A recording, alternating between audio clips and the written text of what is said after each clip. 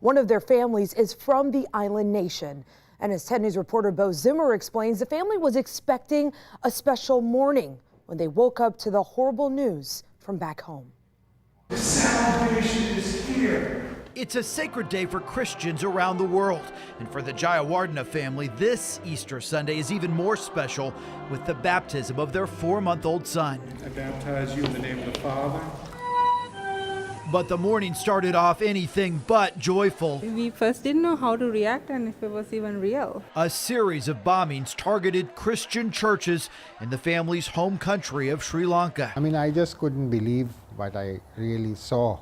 Krishanta Jayawardhana traveled all the way to the United States for his grandson's baptism, and back home recently visited one of the churches attacked. It's a very miraculous church, very sacred to us. And before we travel to this country, we go to that church for safe travel.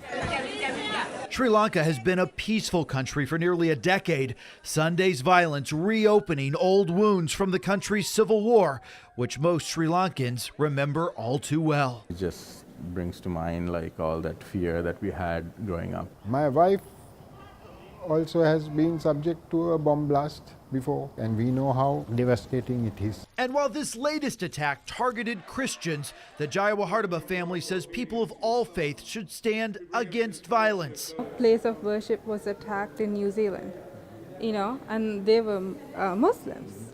My heart is aching for them as well, and Christians and Buddhists and Hindus. Religion is not something that should be any kind of divider. It should bring us together. This family praying for peace, hopeful their little boy will grow up in a world with far less evil. And I hope the world is not going to be like this for them. That's my prayer today, that we would have a much better world that we can offer these children.